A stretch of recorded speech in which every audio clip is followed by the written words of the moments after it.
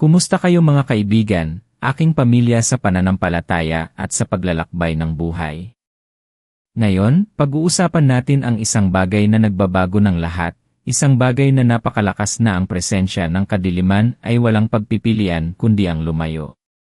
Marahil ay nakaramdam ka na ng takot, ng pangamba, o ng bigat na tila galing sa isang bagay na hindi mo maintindihan. Marahil ay nakaranas ka na ng mga panaginip na nakakatakot, ng mga iniisip na nagpapahina ng loob, o ng pakiramdam na may bumubulong sa iyong puso na puro pagdududa. Alam mo ba, hindi ka nag-iisa. Maraming tao ang nakakaranas nito at madalas, walang nakakaintindi kung bakit. Pero ngayon, ibubunyag ko sa iyo ang isang lihim na, sa isang simpleng panalangin, ay magpapataka sa lahat ng takot at kadiliman. Hindi ito isang simpleng ritual o isang magic spell.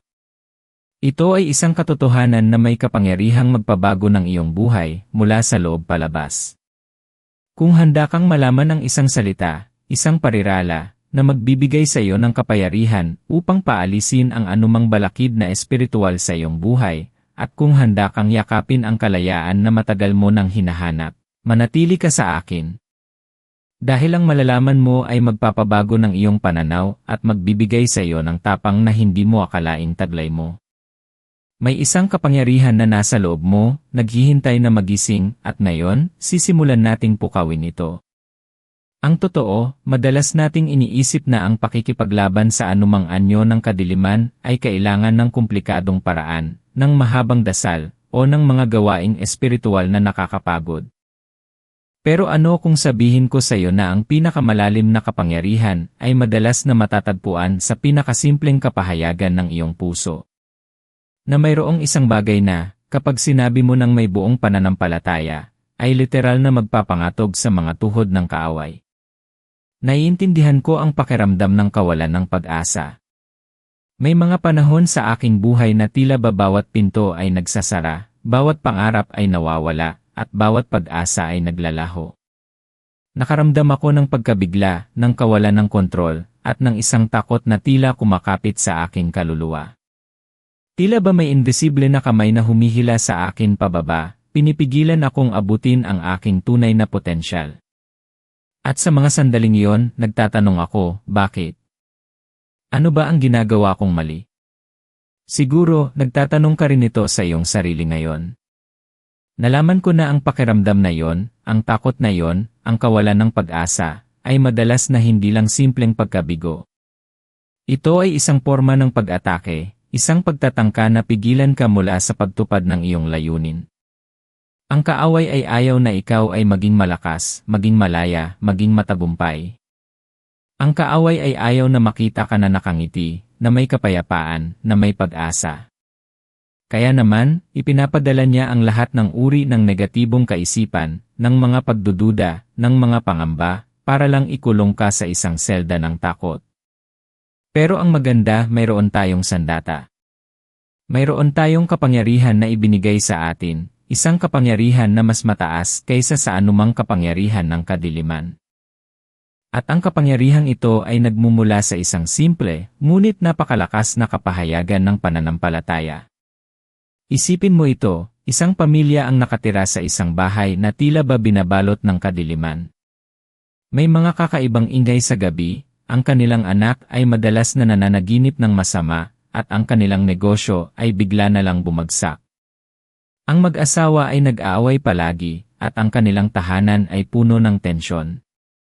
Sinubukan nila ang lahat ng uri ng solusyon, nagkonsulta sa mga manggagamot, nagdasal sa iba't ibang paraan, pero walang nangyari. Ang takot ay nanatili. Hanggang sa isang araw, isang matandang babae, na punong-puno ng kapayapaan, ang bumisita sa kanila. Nakita niya ang bigat sa kanilang tahanan. Hindi siya nagtanong ng marami. Tiningnan niya lang ang mag-asawa at sinabi, ang kapangyarihan ay hindi sa dami ng dasal, kundi sa totoong pananampalataya. Mayroong isang pangalan na ang lahat ng kapangyarihan sa langit at lupa ay lumuluhod. Kapag binanggit mo ang pangalang iyon ng may buong puso at paniniwala, walang espiritu ng kadiliman ang mananatili. Ang mag-asawa, desperado na, ay nagtanong, ano ang pangalang iyon? Ang matandang babae ay sumagot ng may ngiti, si Jesus. Sa simula, nagduda sila. Simpleng pangalan lang iyon, paano iyon magiging makapangyarihan? Pero sa kanilang desperasyon, sinubukan nila. Sa gabing iyon, sa halip na matakot, ang mag-asawa ay magkasamang lumuhod. Hawak ang kamay ng isa't isa, sinimulan nilang sambitin ang pangalan, Jesus. Jesus! Jesus! Sa bawat pagbigkas, ramdam nila ang isang init na kumakalat sa kanilang puso. Hindi ito ganoon kadali sa una. Ang kanilang isip ay pinupuno ng pagdududa at pangamba. Pero nagpatuloy sila. Maya-maya, isang pakiramdam ng kapayapaan ang bumalot sa kanila. Ang bigat sa kanilang tahanan ay tila biglang nabawasan. Ang kanilang anak ay payapang nakatulog ng gabing iyon, at sa paggising, nagsimula silang makakita ng pagbabago. Ang kanilang negosyo ay unti-unting bumalik sa dati, ang kanilang mga away ay nabawasan, at ang kanilang tahanan ay napuno ng kapayapaan.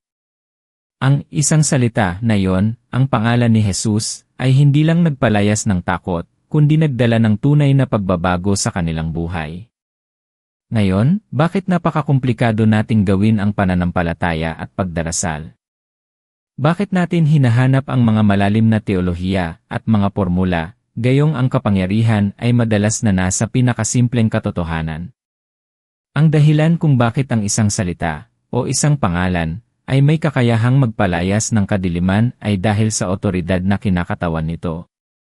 Ang kaaway ay walang kapangyarihan sa sarili niya, kundi ang kapangyarihan na pinahihintulutan nating ibigay sa kanya sa pamamagitan ng ating takot at pagdududa.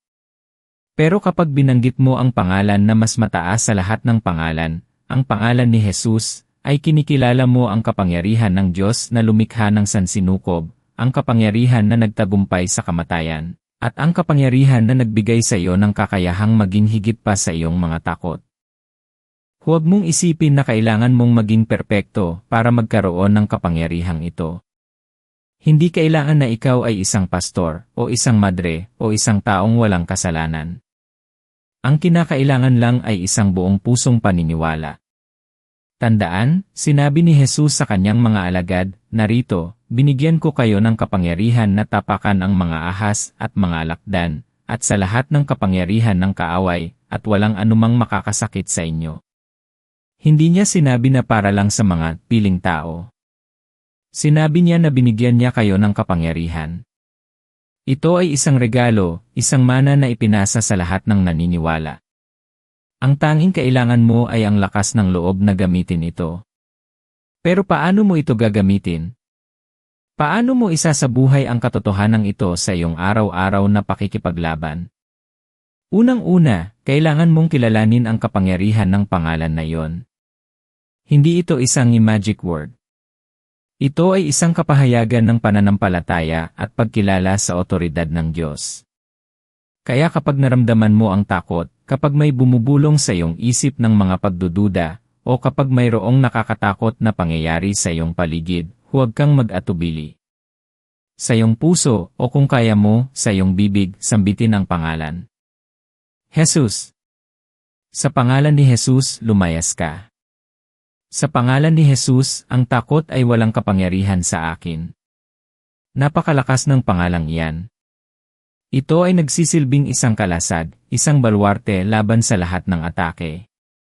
Ito ay isang paalala sa kaaway na hindi siya ang may hawak ng iyong buhay, kundi ang Diyos. At kapag naririnig ng kadiliman ang pangalang iyon, na binibigkas ng may pananampalataya, sila ay nanginginig. Sila ay tumatakas. Sapagkat ang pangalang iyon ay nagdadala ng kapangyarihan na walang katulad. Minsan, ang problema ay hindi ang kawalan ng kaalaman, kundi ang kawalan ng aksyon. Alam natin ang mga bagay, pero hindi natin isinasabuhay. Kaya ngayon, gusto kong hamunin ka. Huwag mong basta pakinggan ang mensaheng ito at kalimutan. Subukan mo. Kapag naramdaman mo ang kaunting pagdududa, ang kaunting takot, o ang anumang forma ng negatibong enerhiya, banggitin mo ang pangalan. Gawin mo itong paulit-ulit hanggang sa maramdaman mo ang kapayapaan na pumalit sa takot. Ito ay isang ehersisyo sa pananampalataya, at tulad ng anumang ehersisyo, habang ginagawa mo ito, mas nagiging malakas ka. Alam ko na maraming nagsasabi, pero hindi ko alam kung sapat ba ang aking pananampalataya. O kaya, hindi ako karapat-dapat. Ito ang mga bulong ng kaaway. Gusto niyang maniwala ka na mahina ka, na hindi ka sapat, na wala kang karapatan sa kapangyarihan ng Diyos. Pero ang totoo, ang pananampalataya ay hindi nasusukat sa laki, kundi sa katapatan. Kung mayroon kang kahit butil ng pananampalataya, tulad ng butil ng mustasa, kaya mong maglipat ng bundok. At ang karapatan? Hindi ito nakukuha sa iyong gawa, kundi sa sakripisyo ni Jesus. Dahil sa kanyang pagmamahal, ikaw ay binigyan ng karapatan na maging anak ng Diyos, at bilang anak, mayroon kang mana, mayroon kang kapangyarihan. Hindi ka nag-iisa sa labang ito. Hindi mo kailangang dalhin ang lahat ng bigat sa iyong balikat. Mayroon kang makapangyarihang kaibigan, isang tagapagtanggol na laging nasa iyong tabi. At binigyan ka niya ng tuol, ng isang sandata, ng isang kapahayagan na magpapatakas sa lahat ng anyo ng kadiliman. Huwag mong hayaang nakawin ng takot ang iyong kapayapaan, ang iyong kagalakan, ang iyong layunin. Lumaban ka. Gumamit ka ng pananampalataya. At pangalanan mo ang pangalan na mas mataas sa lahat ng pangalan. Ito ay isang proseso. Hindi ito nangyayari sa isang iglap lang. Pero sa bawat araw na pinipili mong manampalataya at gamitin ang kapangyarihan na ibinigay sa iyo, mas nagiging malakas ka. Mas nagiging malaya ka. Tell me in the comments kung saan ka nanonood at kung ang mensaheng ito ay pumupukaw sa iyong puso. Mahalaga ito para maunawaan ko ang ating pamilya dito at makagawa pa ng mas marami pang nakapagpapabagong nilalaman para sa inyo. Ang iyong buhay ay isang mahalagang regalo at ikaw ay nilikha para sa isang pambihirang layunin. Huwag mong hayaan ang anumang espiritu ng kadiliman na pigilan ka mula sa pagtupad ng layunin na iyon. Ang bawat takot, bawat pagdududa, bawat pangamba ay isang pagkakataon upang gamitin ang kapangyarihan na ibinigay sa iyo. Isipin mo ang isang ilaw na sumisikat sa isang madilim na silid. Hindi kailangan na malakas ang ilaw para mapuksa ang kadiliman. Kahit maliit na sulo ay sapat na para magbigay liwanag. At ikaw ang ilaw na yon. Kapag binanggit mo ang pangalan ni Jesus ng may pananampalataya, ikaw ay nagdadala ng ilaw na magpapalayas sa lahat ng kadiliman. Ang pangako ng Diyos ay hindi nagbabago. Siya ay laging tapat. At ang kanyang kapangyarihan ay laging available sa iyo. Kailangan mo lang ang lakas ng loob na maniwala at magsalita. Huwag kang mag-alala kung ano ang sasabihin ng ibang tao. Huwag kang mag-alala kung ikaw ba ay mukhang relihiyoso o hindi. Ito ay personal na koneksyon sa iyong lumikha. Ito ay tungkol sa pagkuha ng otoridad na ibinigay sa iyo. Ang pinakamagandang bahagi. Ang paggamit ng kapangyarihang ito ay hindi lang magpapabago ng iyong buhay, kundi magbibigay inspirasyon din sa mga tao sa paligid mo. Kapag nakita nila ang kapayapaan mo sa gitna ng unos, ang tapang mo sa harap ng takot, at ang kagalakan mo sa kabila ng pagsubok, magtatanong sila, paano mo nagagawa iyan? At doon, magkakaroon ka ng pagkakataon na ibahagi ang katotohanan na nagpalaya sa iyo. Ang iyong kwento ay hindi pa tapos. Ang pinakamagandang bahagi ng iyong buhay ay nakasulat pa lamang. Huwag mong hayaan ang mga lumang kabanata ng takot at pagdududa na idikta ang mga susunod na pahina. Sa halip, isulat ang iyong sariling kwento, isang kwento ng pagtatagumpay, ng kapayapaan, at ng kapangyarihan. Ito ay possible. Nasa loob mo na ang lahat ng kailangan mo. Ang kailangan mo lang ay ang pananampalataya para gamitin ito. Ikaw ay mas malakas kaysa sa iyong naiisip. Ikaw ay mayroong kapangyarihan na lumaban at magtagumpay. Hayaan mong ipanalangin ko tayo ngayon. Yumuko tayo ng ating ulo at buksan ang ating puso. Mahal na Ama sa langit, Panginoong Hesus, at banal na Espiritu, nagpapasalamat kami sa araw na ito at sa mahalagang mensahe na ibinigay mo sa amin. Salamat sa iyong walang hanggang pagmamahal at sa kapangyarihan na ipinagkaloob mo sa bawat isa sa amin. Kinikilala namin na may mga pagkakataong kami ay nakakaramdam ng takot, ng pangamba, at ng pagdududa. Minsan, tila ba napakalaki ng aming mga problema at napakalakas ng mga puwersa ng kadiliman. Ngunit ngayon, kami ay naniniwala sa iyong salita. Naniniwala kami na binigyan mo kami ng kapangyarihan upang tumayo laban sa lahat ng anyo ng kasamaan.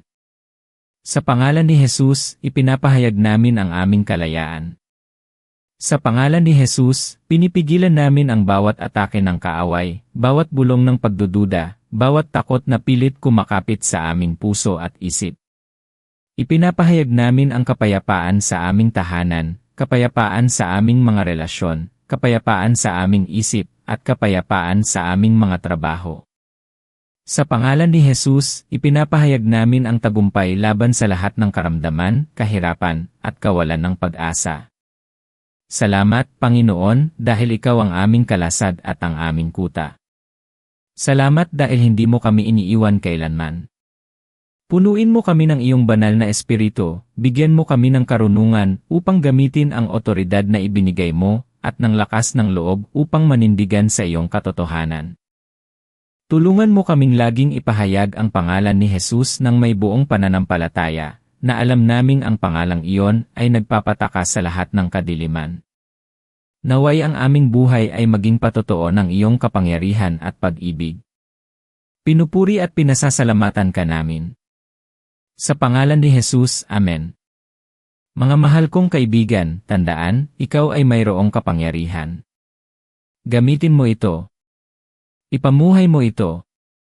Huwag mong hayaang nakawin ng sinuman ang iyong kapayapaan. Kung nakita mong mahalaga ang mensaheng ito, at kung sa tingin mo ay makakatulong ito sa iba, mangyaring ilike ang video na ito, at ibahagi mo sa iyong mga kaibigan at pamilya. At kung hindi ka pa nakapag-subscribe, ay click mo ang subscribe button at ang notification bell para lagi kang updated sa mga bagong video na makapagpapabago ng iyong buhay.